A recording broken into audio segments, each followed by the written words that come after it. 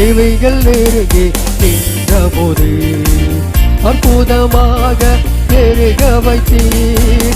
கண்ணீரின் பாதையை திகைத்த போது கண்மணியே என்று என்னை அழைத்தீர். தேவைகள் நெருங்கி நின்ற போது அற்புதமாக பெருக வைத்தீர். கண்ணீரின் பாதையை திகைத்த போது கண்மணியே என்று என்னை அழைத்து கர்த்தர் செய்த நன்மைக்காக நன்றி செலுத்த வந்தோ. நம்மை மறவா அவர் கிருபை என்னையே துதிக்க வந்தோ. கர்த்தர் செய்த நன்மைக்காக நன்றி செலுத்த வந்தோ.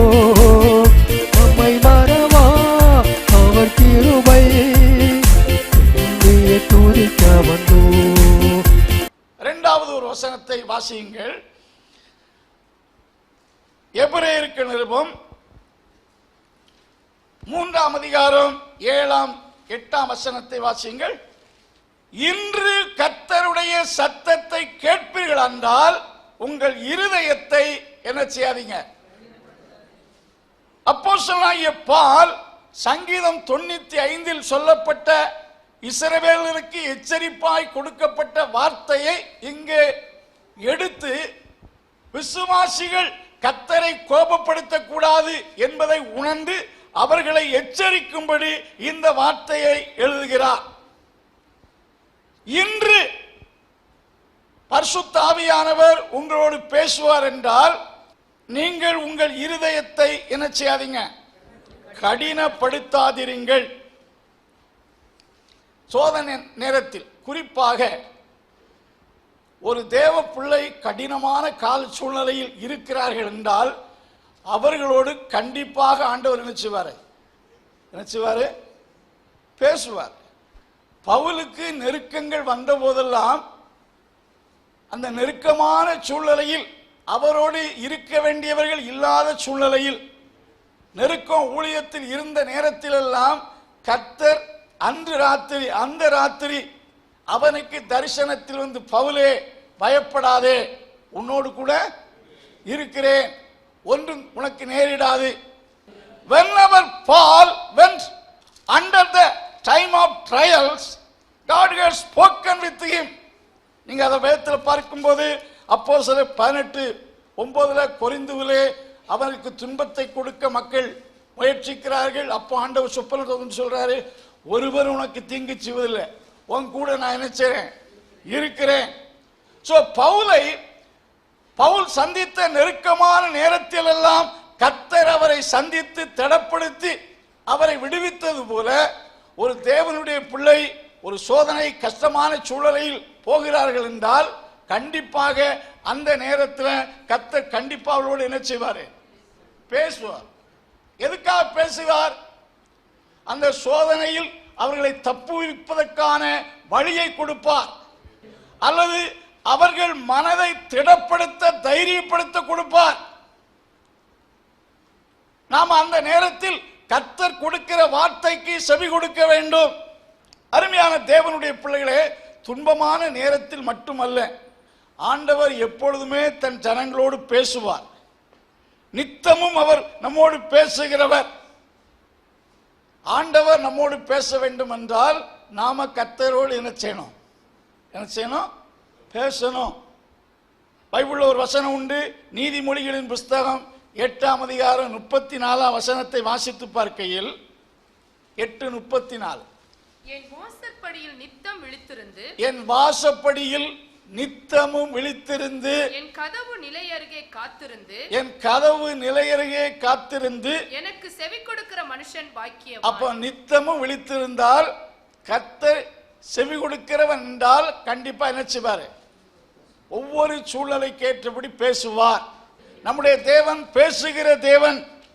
ஒருவன் தேவனுடைய வார்த்தைக்கு செவி கொடுப்பான் என்றால் நீதிமொழிகள் 1:33 வாசிக்கிறோம், ஒருவன் செவி கொடுப்பான் என்றால் he shall dwell safely, அவன் பாதுகாப்பாக 1:33 கூட வாசிங்க. எனக்கு செவி கொடுக்கிறவன் எவனோ, எனக்கு செவி கொடுக்கிறவன் எவனோ, அவன் விக்கினமின்றி வாசம் பண்ணி, அவன் விக்கினமின்றி வாசம் பண்ணி, ஆபத்திற்கு பயப்படாமல் அமைதியாயிருப்பான். ஆபத்துக்கு பயப்படாமல் அமைதியாயிருப்பான். Whosoever listen unto me shall dwell safely and shall be free from fear of evil.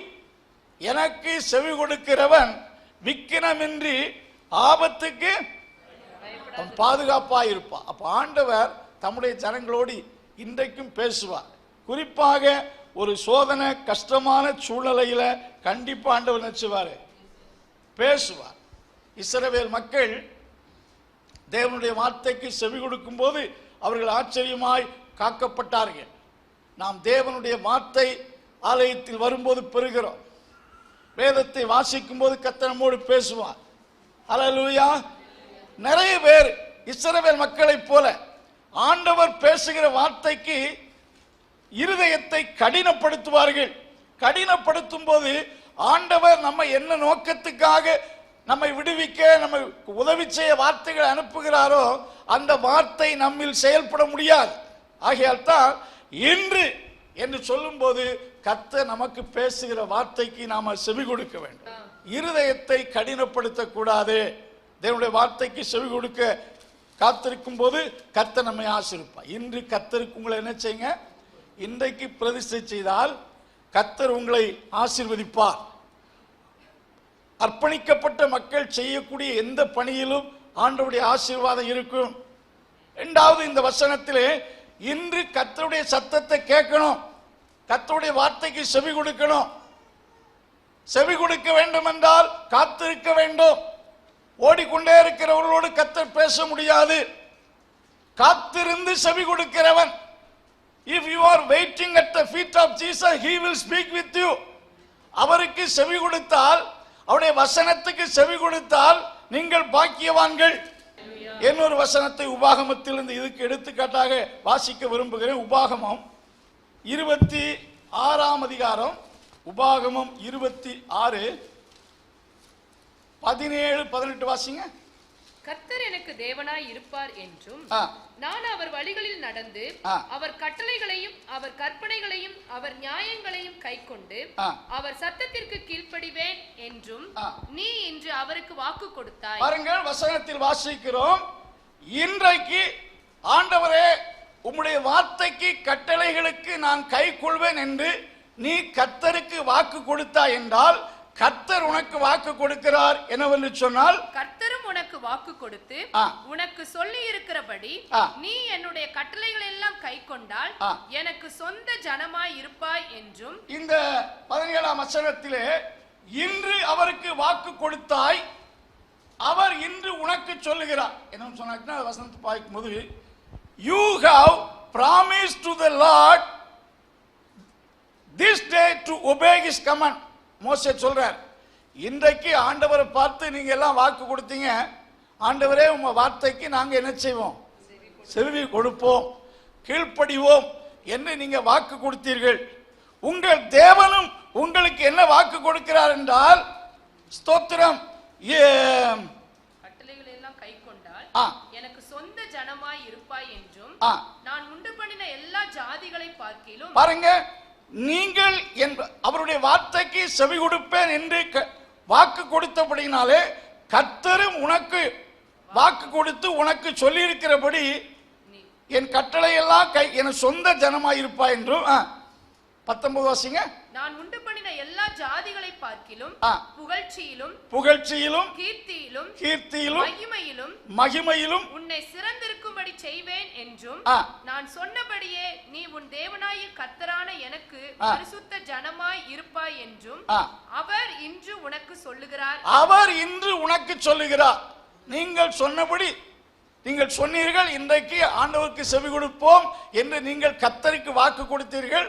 கர்த்தரும் இன்றைக்கு உங்களுக்கு வாக்கு கொடுக்கிறார் என்னவென்றால், சகல ஜனங்களை பார்க்கிலும் புகழ்ச்சியிலும் கீர்த்தியிலும் மகிமையிலும் உங்களை சிறந்திருக்கும்படி செய்வேன் என்று இன்றைக்கு உங்களுக்கு என்ன கொடுக்கிறார், நீங்க கீழ்ப்படி, அதாவது மேல் உங்களை கர்த்தர் மேலாக்கும்படி நீங்கள் கர்த்தருக்கு என்ன செய்யணும், கீழ்ப்படிய வேண்டும்.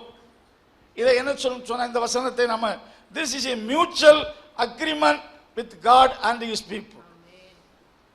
நாம கர்த்தருடைய வார்த்தைக்கு கீழ்ப்படிந்தால், கடினப்படாமல் கீழ்ப்படிந்தால், ஆண்டவர் சொல்றாரு, உங்களை எல்லா ஜனத்தை விட மேன்மையாக வைப்பேன்.